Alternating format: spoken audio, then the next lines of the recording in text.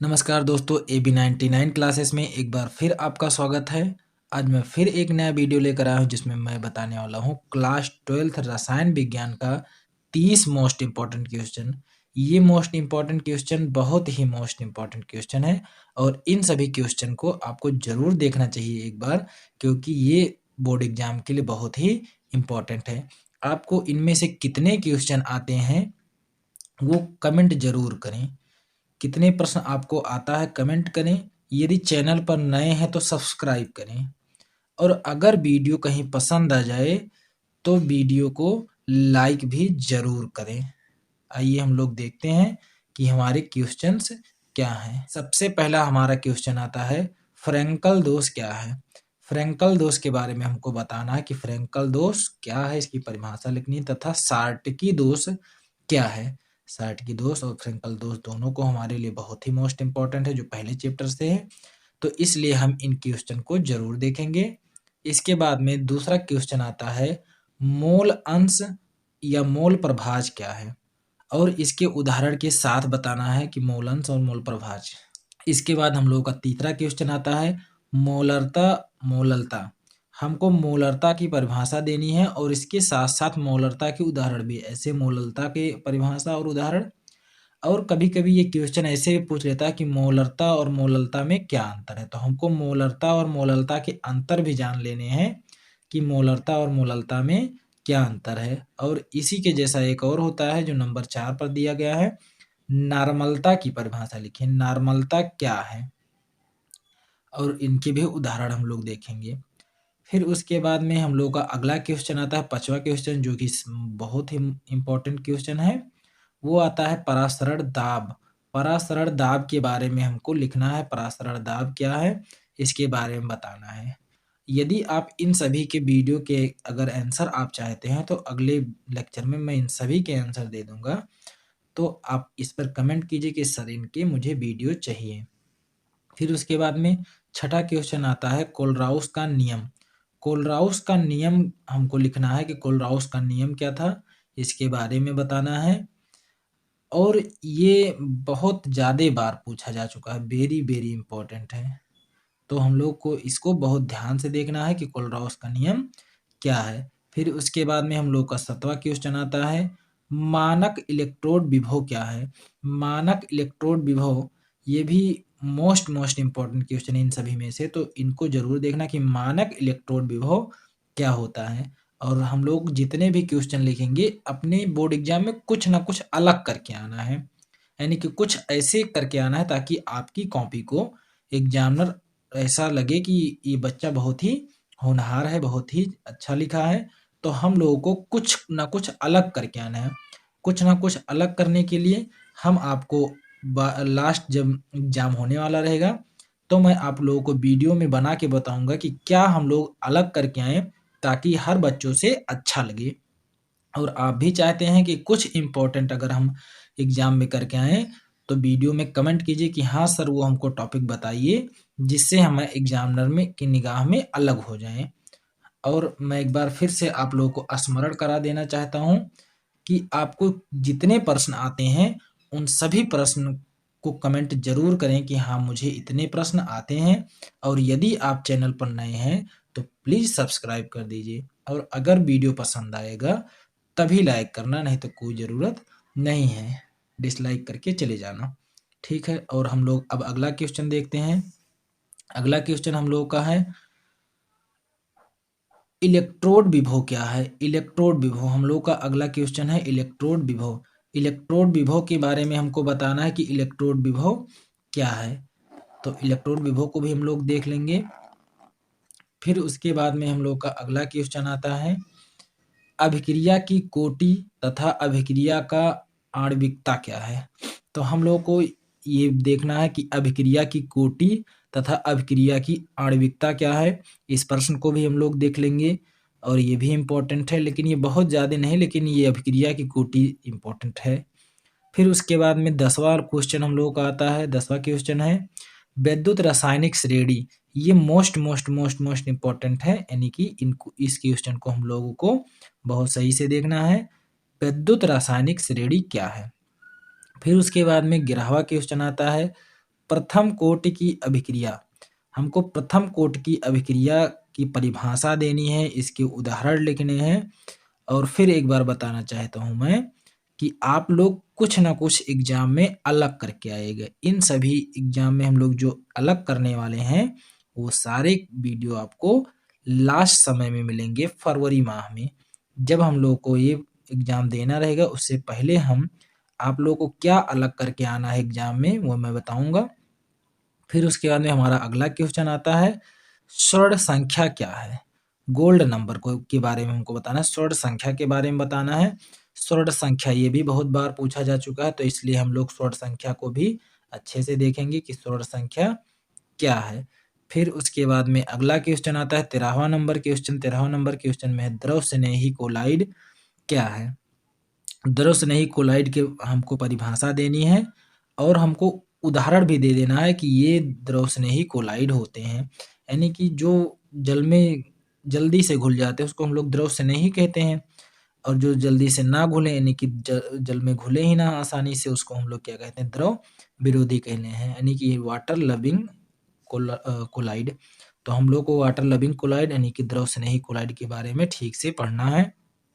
फिर 14 नंबर पर आता है द्रव विरोधी कोलाइड क्या है। द्रव विरोधी कोलाइड के बारे में हमको देखना है, और वही जो जल में या फिर कह सकते हैं द्रव में आसानी से ना घुले उसको हम लोग द्रव विरोधी कहते हैं। जैसा कि हम लोग तेल को अगर पानी में डालते हैं तो वो जल्दी नहीं घुलता, इसका मतलब तेल क्या है, द्रव विरोधी है। तो हम लोग को द्रव स्नेही और द्रव विरोधी दोनों की परिभाषा देखनी है। और ये कभी कभी पूछ रहा था द्रव स्नेही और द्रव विरोधी में क्या अंतर है, तो हम लोगों को इसके अंतर के बारे में भी पढ़ के जाना है कि द्रव स्नेही और द्रव विरोधी कोलाइड में क्या अंतर है। इसके बाद 15वां नंबर क्वेश्चन आता है। 15वां नंबर क्वेश्चन है टिंडल प्रभाव क्या है। टिंडल प्रभाव के बारे में हमको बताना है, टिंडल प्रभाव क्या है। जैसे कि हम लोग देखते हैं जब हम कहीं बंद कमरे में होते हैं तो बंद कमरे में क्या होता है, खिड़कियों से जो रोशनी आती है उसी को हम लोग टिंडल प्रभाव कहते हैं। जैसे कि ये चित्र में दिखाया जा रहा है, ये हम लोग क्या कहते हैं, टिंडल प्रभाव कहते हैं। और इसी का एक नया क्वेश्चन नहीं, मतलब इसी का एक और क्वेश्चन इसी से रिलेटेड आता है कि ब्राउनी गति किसे कहते हैं। ब्राउनी गति के बारे में हमको देख लेना है कि ब्राउनी गति क्या है। तो हम लोग ये टिंडल प्रभाव के साथ साथ ब्राउनी गति भी देख लेंगे और उसके बारे में भी समझ लेंगे। फिर उसके बाद में हमारा अगला क्वेश्चन आता है 16वां क्वेश्चन है अपोहन क्या है, फिर स्कंदन क्या है। तो हमको अपोहन के बारे में और स्कंदन के बारे में भी देखना है, और ये क्या है इसके बारे में भी ध्यान से हम लोग देख लेंगे। इसके बाद हम लोगों का 17वां नंबर क्वेश्चन आता है उत्कृष्ट गैस। उत्कृष्ट गैस को हम लोग अक्रिय गैस के नाम से जानते हैं, और इसका इंग्लिश में हम लोग नोबेल गैस के नाम से भी जानते हैं। तो हम लोगों को उत्कृष्ट गैस बताना, जैसा कि पीरियोडिक टेबल जो होता है, जो सबसे लास्ट किनारे वाली लाइन होती है 18वीं लाइन, वो उस लाइन में जो भी तत्व होते हैं उन सबको हम लोग उत्कृष्ट गैस कहते हैं। इन गैसों के बारे में हमको नहीं लिखना है, सिर्फ उनकी परिभाषा देनी कि उत्कृष्ट गैस क्या है। इसके बाद हम लोग का अगला क्वेश्चन आता है। अगला क्वेश्चन है 18 नंबर अमोनिया बनाने की प्रयोगशाला विधि। तो हम लोगों को इसके बाद अमोनिया बनाने की प्रयोगशाला विधि के बारे में लिखना है, और ये बहुत ही इंपॉर्टेंट है। ये तो पहला ये हो गया 18 नंबर और 19 नंबर, इन दोनों में से एक जरूर पूछेगा। तो अमोनिया बनाने की प्रयोगशाला विधि, और उसके अगला क्वेश्चन है हैबर विधि द्वारा अमोनिया का निर्माण। हैबर विधि द्वारा हम लोग को बताना है कि अमोनिया का निर्माण कैसे होता है। ये औद्योगिक विधि है। औद्योगिक विधि मतलब जो बड़े पैमाने पर बनाए जाते हैं अमोनिया, उस विधि को हम लोग क्या कहते हैं, हैबर विधि कहते हैं। इस विधि के लिए हैबर को नोबेल पुरस्कार भी दिया गया था। तो हम लोग को इसके बारे में देख लेना है। अगर इसकी विधि को आप नहीं जानते हैं, और अगर जानते भी हैं समझ में नहीं आया है, तो कमेंट जरूर कर दीजिए। मैं इस विधि के बारे में बता दूंगा, जो आसानी से बिल्कुल आसान तरीका होगा और ज़्यादा लंबा भी नहीं होगा। तो इसके बाद में हम लोग का अगला फिर क्वेश्चन आता है ब्राडी ओजोनाइजर। ब्राडी ओजोनाइजर को हमको बताना है, और इसकी रासायनिक अभिक्रिया देनी है, और उसका चित्र भी बनाना है। इसमें भी चित्र बनाना है और इसमें भी। तो ब्राडी ओजोनाइजर को जब हम लोग ठीक से देखते हैं तो हमारे समझ में नहीं आता है। तो मैं एक अच्छा तरीका जानता हूँ जिससे ब्राडी ओजोनाइजर को आसानी से समझ सकते हैं। बहुत ही देखने में ऐसा लगता है कि कैसे बनेगा, तो ब्राडी ओजोनाइज़र को बनाने का बहुत ही आसान तरीका है और उसको समझने का भी आसान तरीका है। तो अगर आपको वीडियो चाहिए तो कमेंट ज़रूर कीजिए कि ब्राडी ओजोनाइज़र का सर वीडियो बना दीजिए और हाइबर विधि का भी वीडियो बना दीजिए, मैं आपके लिए वीडियो ज़रूर बनाऊँगा। और अगर ये वीडियो की आपको क्वेश्चन पसंद आ रहे हैं, एक बार फिर मैं आप लोगों को स्मरण कराना चाहता हूँ कि आपको कितने क्वेश्चन के आंसर इसके आते हैं, वो मुझे कमेंट ज़रूर करें और यदि चैनल पर नए हैं, तो मेरे भाई, मेरी बहनों, ज़रूर चैनल को सब्सक्राइब करें और अगर वीडियो पसंद आ रहा हो, तो वीडियो को लाइक करें और यदि कहीं मेरी वीडियो में कुछ गलतियाँ हैं, तो उसको कमेंट ज़रूर करें। और हाँ, मेरे वीडियो में एक जगह गलती है, मैं जानकर किया हूँ, ताकि मैं देखूँ कि आप लोग कितना कंसंट्रेट होकर के वीडियो को देख रहे हैं क्योंकि आप अब क्लास 12th में हो। ठीक है, हम लोग अगला क्वेश्चन फिर देखते हैं। अगला क्वेश्चन हमारा क्या है? इसके बाद हम लोग का अगला क्वेश्चन आता है ओस्टवाल्ड ओस्टवाल्ड था यहाँ, ओस्टवाल्ड विधि हो गया, ओस्टवाल्ड होता है। ओस्टवाल्ड विधि द्वारा HNO3 का निर्माण। तो इसके बाद में ओस्टवाल्ड विधि के द्वारा हम लोग HNO3 नाइट्रिक अम्ल का निर्माण देखेंगे। इसमें दो विधियां हैं जिसमें से ओस्टवाल्ड विधि ज़्यादा इम्पोर्टेंट था, इसीलिए हम ओस्टवाल्ड विधि को मेंशन किए हैं। तो इस विधि को भी ज़रूर देखना। और हाँ, ये जो 3-4 पॉइंट्स हैं, इन 3-4 पॉइंट्स में बड़े नंबरों में आते हैं। बड़े नंबर बोले तो जो दीर्घ उत्तरीय प्रश्न होते हैं, उसमें से आता है 5 नंबर के क्वेश्चन आते हैं। तो इन क्वेश्चन के थोड़ा बड़े में आप भी आंसर और उसके चित्र सुंदर। और हाँ, एक बात कि आप एग्जाम में चित्र जो होगा वो पेंसिल से ना बना के आना। इतनी बार उस चित्र को प्रैक्टिस कर लो कि आपको पेन से बनाने में कहीं गलती ना हो। और हर एक विधि का जो चित्र बनता है, मैं एक आसानी से तरीका बताता हूँ जिसमें आप आसानी से उस चित्र को याद रख पाएँगे और जब भी एग्जाम में आएगा तो आप आसानी से बना लेंगे। तो ओस्टवाल्ड विधि आप ज़रूर देखना और ये थोड़ा-सा गलती हो गया है, इसको आप सुधार लेना। ओस्टवाल्ड नहीं होता, ओस्टवाल्ड होता है। फिर इसके बाद में हम लोग का अगला क्वेश्चन आता है 22 नंबर। 22 नंबर में है सल्फर डाइऑक्साइड बनाने की प्रयोगशाला विधि। तो इस साल तो ये कट गया है, लेकिन फिर भी याद कर लेना सल्फर डाइऑक्साइड बनाने की प्रयोगशाला विधि क्या है। इसके बाद में क्वेश्चन नंबर 23 आता है। क्वेश्चन नंबर 23 है डीकन विधि द्वारा क्लोरीन का निर्माण। डीकन विधि द्वारा हम लोग को क्लोरीन का निर्माण देखना है, ये भी बहुत ही मोस्ट इंपॉर्टेंट है। तो इसके भी आप रासायनिक समीकरण और चित्र और उसके साथ में विधि को भी लिखेंगे। तो ये भी बहुत ही अच्छा क्वेश्चन है, तो ज़रा ध्यान से इसको देखना। इसके बाद में क्वेश्चन नंबर हम लोग का 24 आता है। संक्रमण तत्व क्या है? संक्रमण तत्व को हमको बताना है कि संक्रमण तत्व किसे कहते हैं और इसके बारे में भी लिख के आना है। अगर आप लोगों को नहीं पता है संक्रमण तत्व क्या है तो कमेंट ज़रूर करें, मैं ज़रूर बताऊँगा। इसके बाद में हम लोग का अगला क्वेश्चन आता है लिगेंड किसे कहते हैं?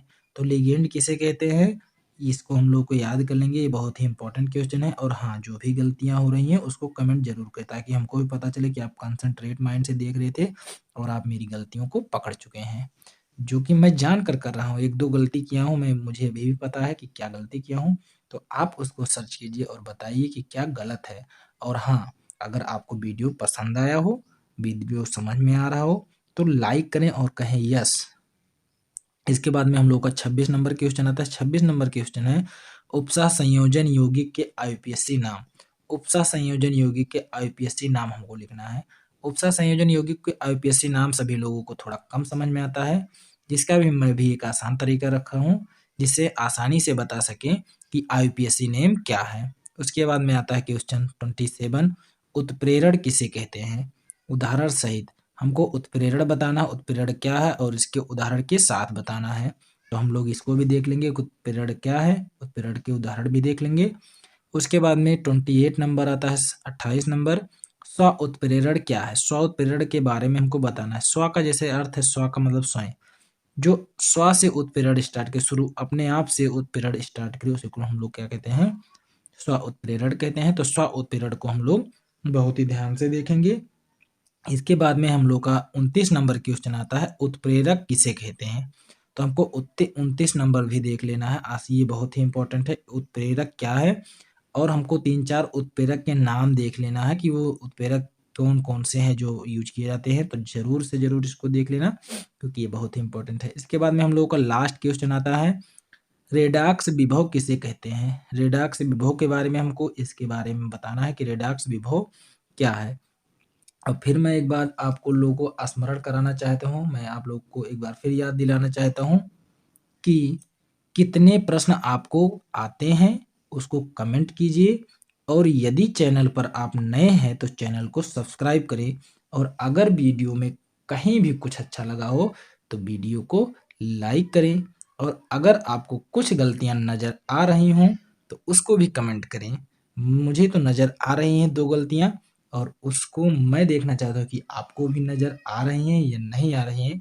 अगर आ रहा हो तो कमेंट ज़रूर करें कि हाँ सर आपने जानबूझकर ये गलती की है। चलो हम लोग मिलते हैं फिर अगले वीडियो में। जय हिंद साथियों, और अपने दोस्तों के साथ इसे ज़रूर शेयर करें ताकि आपके भी ही दोस्त हैं तो आपके दोस्तों का फ़ायदा हो सके। और सर एक क्वेश्चन आपका बन रहा होगा, मैं जानता हूँ कि सर जब आप इसे लाते हैं तो इस चिमटे की मदद से क्यों लाते हैं? इसका भी कुछ रीज़न है। मैं कमेंट में मुझे पूछोगे तो मैं ज़रूर बताऊँगा कि क्यों मैं इस चिमटे की सहायता से ही मैं इसे लाता हूँ। जब ले जाना होता है तो मैं उँगली की सहायता से ले जाता हूँ। तो आप ज़रूर कमेंट कीजिए और मैं एक बार फिर से इन सभी क्वेश्चन को दिखा दूँ ताकि आप आसानी से इसको स्क्रीनशॉट ले सकें। जैसा कि AB99 क्लासेस है ये, जो चैनल का नाम है, और क्लास 12th रसायन विज्ञान का 30 इम्पोर्टेंट क्वेश्चन इसमें लिख रखा हूँ, जो कि पहला यहाँ से आप स्क्रीनशॉट ले लीजिए। हाँ, फिर उसके बाद में यहाँ से स्क्रीनशॉट ले लीजिए और फिर उसके बाद में लास्ट ये स्क्रीनशॉट। लेकिन मैं कहूँगा कि आप स्क्रीनशॉट से अच्छा है इन सभी क्वेश्चन को उतार लें, क्योंकि उतारने में कुछ अलग ही हो जाता है और जबकि स्क्रीनशॉट लेने से वो स्क्रीनशॉट में ही पड़ा रहता है। तो हम लोग को अच्छे गुण क्या है कि हम लोग स्क्रीनशॉट की जगह पर हम लोग क्या करें, क्वेश्चन को उतार लें। तो इसलिए मैं कहूँगा कि आप क्वेश्चन को उतार लें। जय हिंद दोस्तों, फिर मिलते हैं अगले लेक्चर में और जो भी आपको डाउट हो उसको ज़रूर कमेंट करें।